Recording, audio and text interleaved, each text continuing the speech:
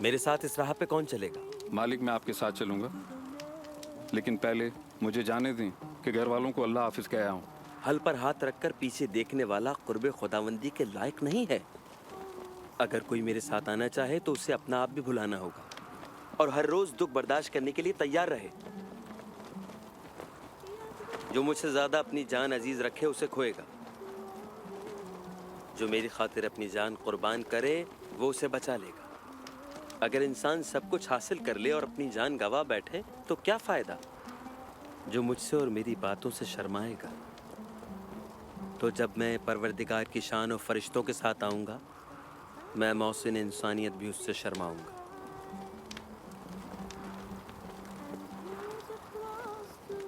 यकीन मानो, ऐसे लोग हैं जो अल्लाह की हाकिमियत आला को कायम होता ना देखे तो मौत का मजा ना चखेंगे।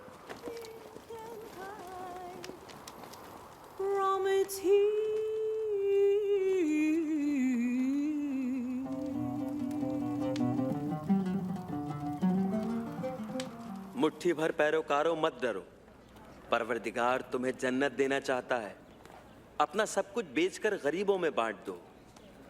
अपने लिए ऐसे बटवे बनाओ जो फटते नहीं। अपना खजाना आसमान पर जमा करो जहां उसे कोई खतरा नहीं। वहां चोर नकब नहीं लगा सकता, कीड़ा उसे खा नहीं सकता।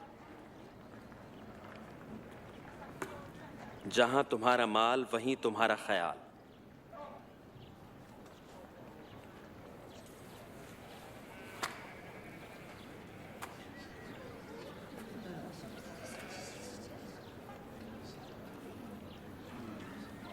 बीबी, तुम्हें शिफा मिल गई।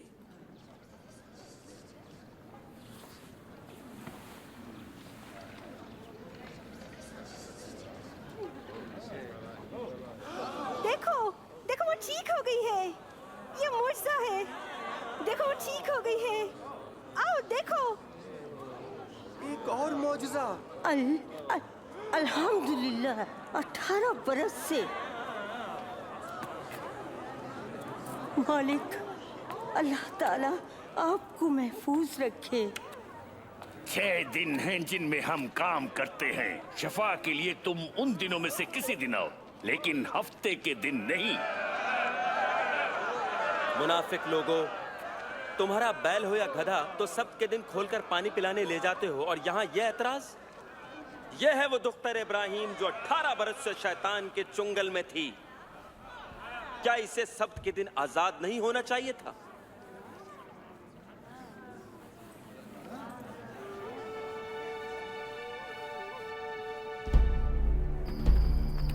लोग हजरत ईसा पर ईमान ला रहे थे और मजहबी रहनुमा इसे खतरा समझते थे। मैं समझता हूँ कि लोगों ने उसे बादशाह मान लिया है। बादशाह? भिखारियों और डाकुओं का बादशाह? ऐसे बहुत देखे हैं, दावे करते और चले जाते हैं, लोग भूल जाते हैं। अंधे मत बनो, उसके पैरोकार बढ़ रहे हैं, लोग भी उसकी तारीफ करते हैं। उसे बादशाह समझते हैं। मैं आपको खबरदार करता हूँ कि अगर ये शख्स झगड़े फसाद का सबब हुआ तो इसके जिम्मेदार तुम होगे।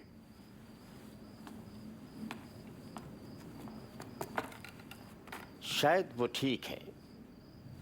अब जलीली का मुकाबला करना है।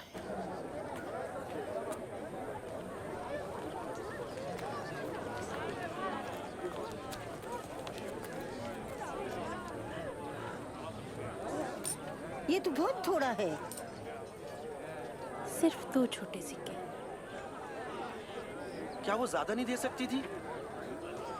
मैं कहता हूं इस गरीब बेवा ने बाकियों से ज्यादा दिया, क्योंकि उन सब ने अपने माल की कसरत से नजराना दिया, मगर इसने अपनी नादारी की हालत में जितना था सब दे डाला। हमें बता, ये बातें कहने का तुम्हें क्या हक है? किसने तुम्हें इख्तियार दिया? अब मैं भी एक सवाल पूछता हूँ, हजरत याया ने पाक गुस्ल का इख्तियार अल्लाह से पाया या इंसान से? हम नहीं जानते कि किसकी तरफ से था। तो फिर मैं भी नहीं बताता कि किस इख्तियार से ऐसा करता हूँ।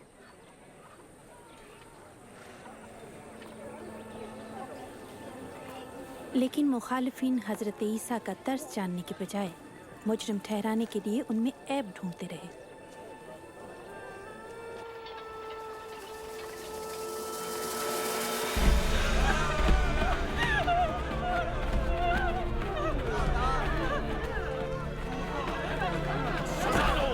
ये बदकार है, सजा दो। मालिक, इस औरत को तो हमने खुद रंगे हाथों पकड़ा है। शरीयत मूसवी में लिखा है कि ऐसी औरत संसार कर दी जाए। इसे संसार करें। आप क्या कहते हैं?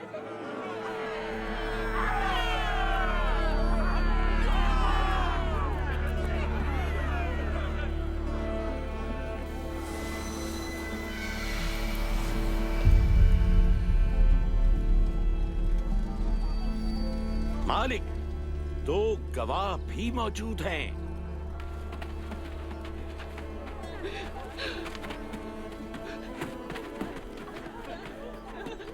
इस खातून के साथ क्या किया जाए?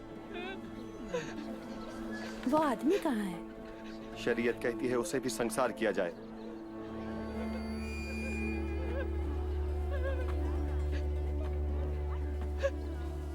तुम में से जिसने कभी कोई गुनाह नहीं किया वो पहला पत्थर मारे।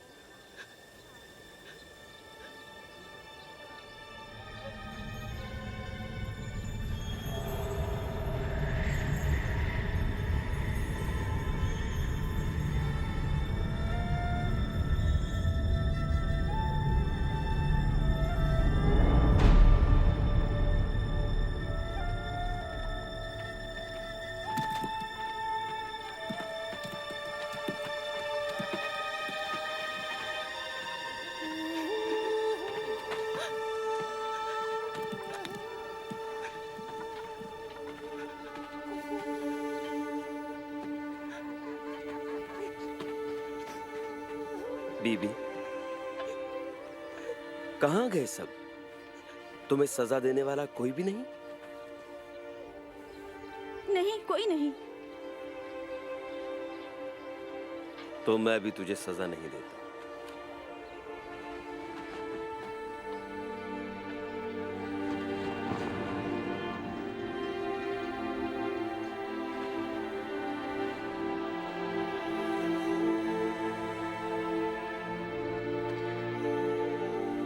चली जाओ, फिर गुनाह ना करना।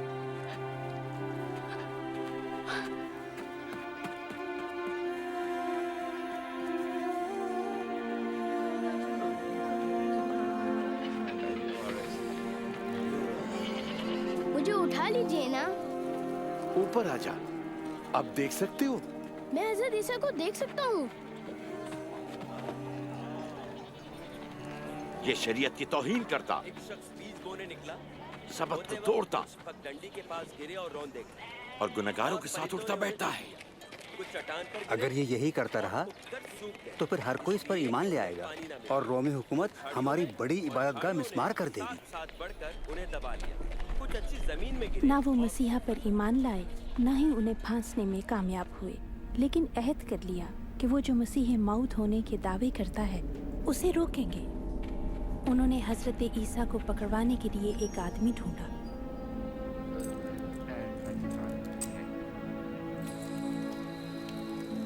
आप सहाबा को अक्सर कोहे जैतून पर दुआ के लिए ले जाया करते थे। उस रात आप इंतहाई परेशान नजर आ रहे थे।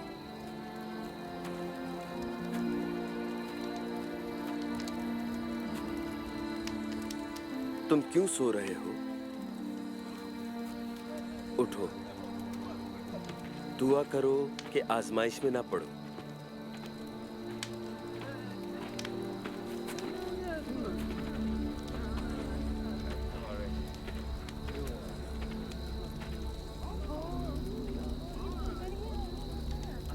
यहूदा,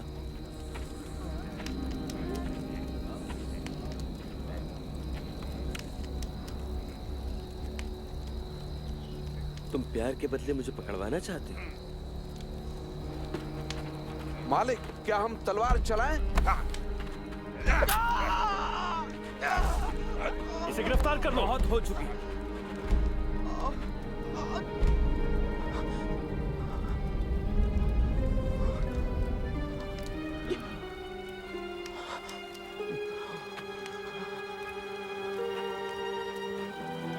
क्या मैं डाकू हूं कि तुम तलवारें और लाठियां लेकर आ गए? मैं हर रोज बैतुल मकदिस में बैठा रहता था, लेकिन मुझ पर हाथ ना डाला। अंधेरों की औलाद निकल आए अंधेरों में।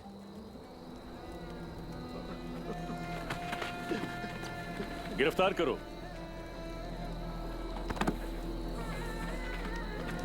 उनके दोस्त ने उन्हें पकड़वाया, उसके अपने साथियों में से एक ने। वो जिसे हम अच्छी तरह जानते और भरोसा करते थे। ख्याल रखो। उस रात सिपाहियों ने उनका मजाक उड़ाया और मारा। बता किसने मारा? नबी हो तो बताओ। अब कौन मारेगा? बंद करो, मैंने कहा बंद करो। इसे अंदर शरई अदालत में लाओ।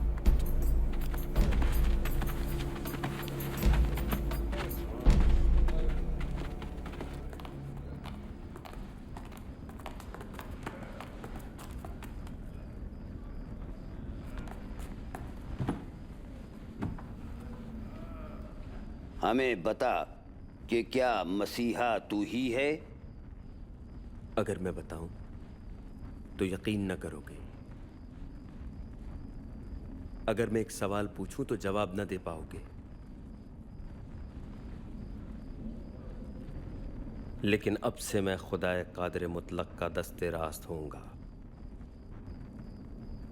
तो क्या तुम मसीह मऊद हो? तुम खुद ही तो कह रहे हो। उसने कुफ्र बका है। ये कहने का उसे कौन इख्तियार देता है? अब तुमने उसका कुफ्र सुन लिया? हमने अपने कानों से सुन लिया है। ये तो वाजिबुल कत्ल है। हम इसको पिलातुस के पास ले जाएंगे। पिलातुस के पास ले जाओ।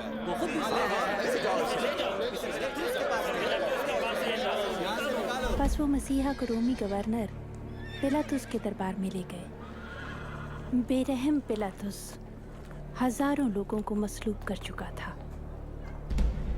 इस वक्त सुबह सवेरे यहाँ क्या लेने आए हो? हमने इसे इसलिए पकड़ा कि ये धोखेबाज है। इसने बैतुल मक़दस में भी हलचल मचा दी। ये मुजरिम है। इसको ये कहते सुना है कि महसूल ना दो। ये मसीहा होने का दावा करता है, बादशाह का भी। बादशाह?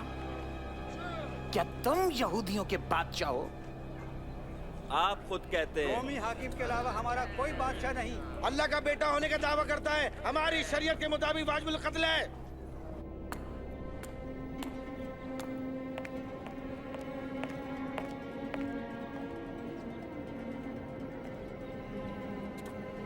ये आदमी सजाए मौत के लायक नहीं।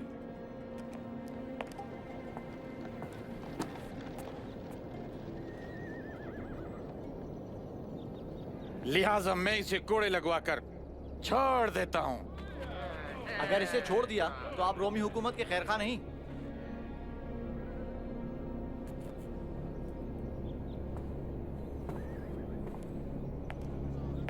इसे मसलूब करो। हाँ, इसे मसलूब करो। इसे कुछ सजाए मौत दी जाए। तुम इसे कोड़े मारो।